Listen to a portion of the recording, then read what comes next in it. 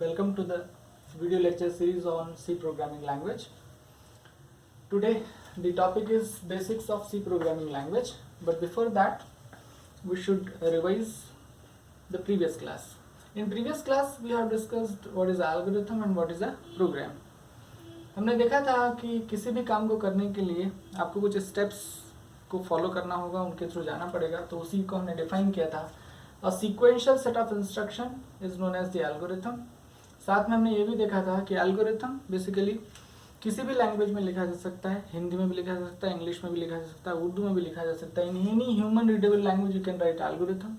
दूसरी बात, एल्गोरिथम को लिखने के लिए आपको प्रोग्रामिंग स्किल्स आती हुई ज़रूरी नहीं है, मतलब आपको इफ बनता हो, लूप बनता हो, ये ज़रूरी नहीं है. और तीसरा कि एल्गोरिथम्स को we can not run on computers.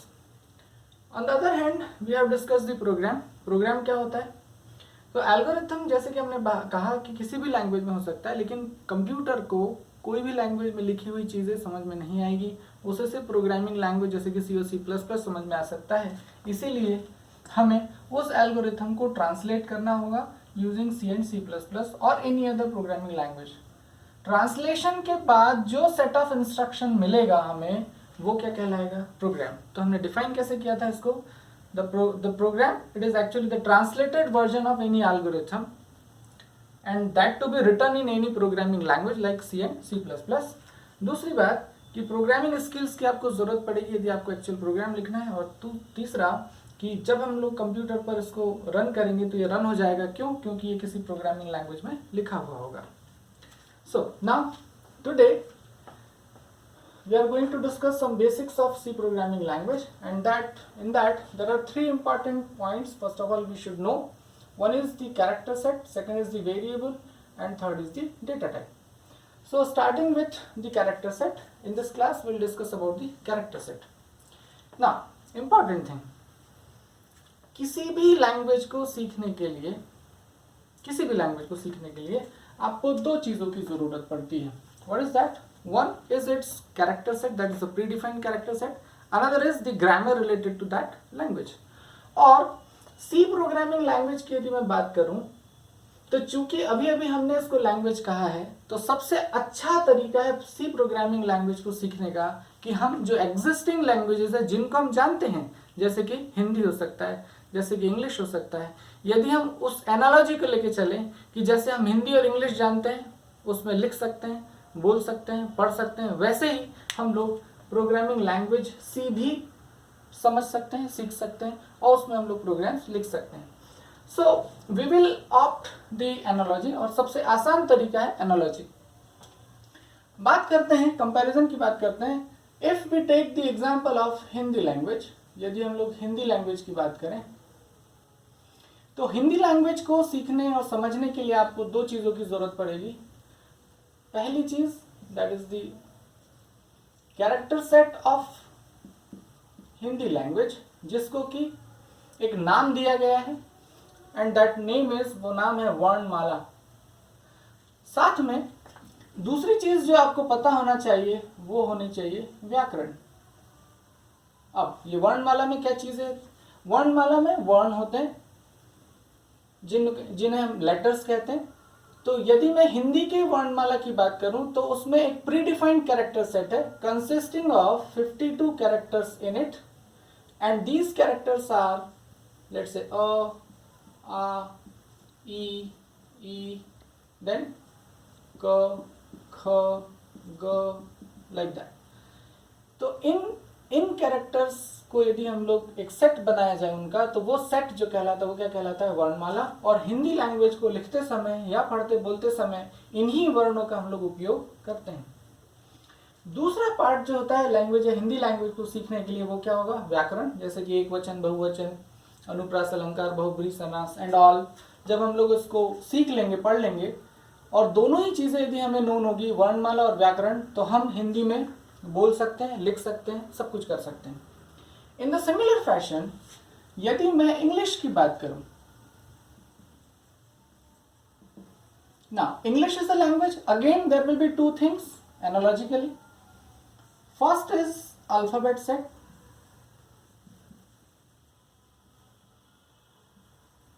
and second is its grammar. Again, this alphabet set is the predefined set. Each language has its own predefined character set. Each language. And the name of that character set, in Hindi it is Varnmala, in English it is named as alphabet set.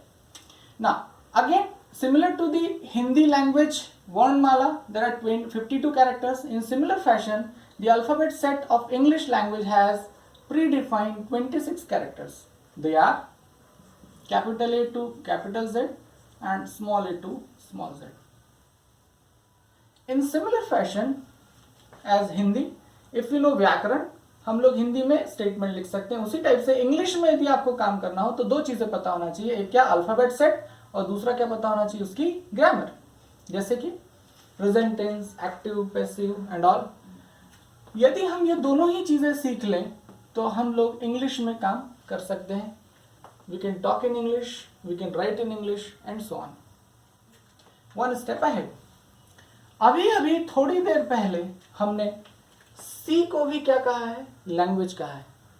तो very similar to all other communicating languages, the C language has its own predefined character set similar to all other communicating languages.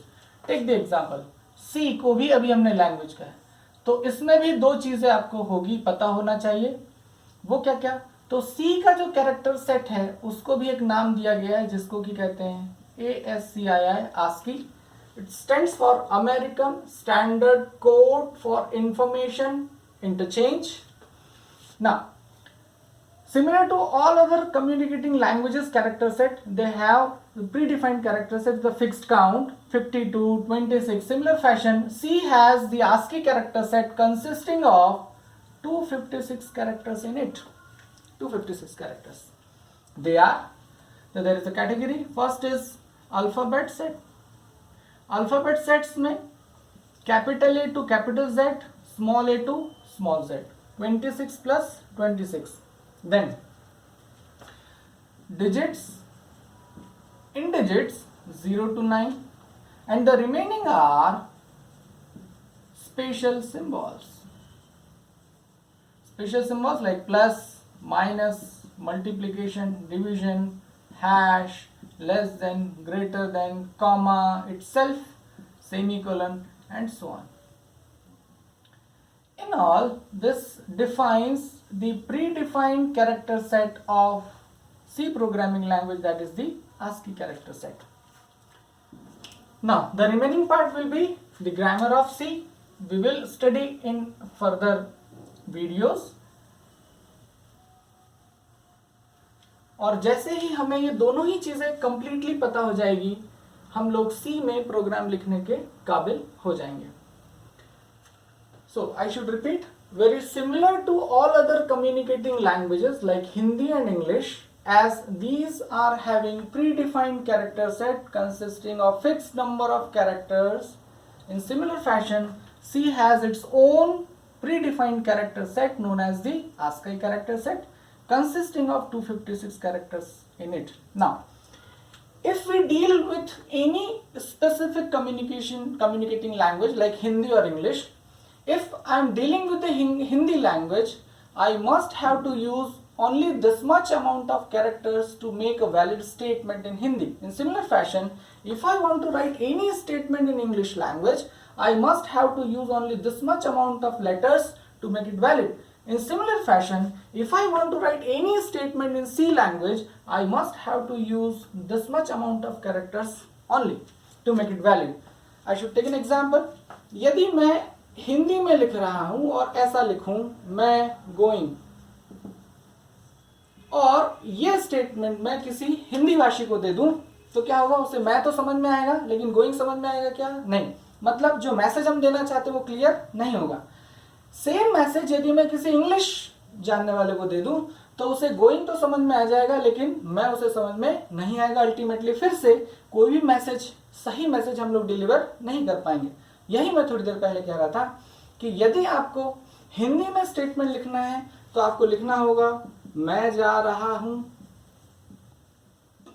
सिर्फ Hindi language के characters को आपको use करना पड़ेगा. यदि आप किसी को इंग्लिश में लिखना चाहते हैं तो आपको लिखना होगा, let's say I am going, आपको सिर्फ इंग्लिश लैंग्वेज के लेटर्स को ही यूज करना पड़ेगा to make it valid. In similar fashion C में यदि आपको वैलिड स्टेटमेंट लिखना हो तो इन्हीं कैरेक्टर्स का आपको बस यूज करना होगा।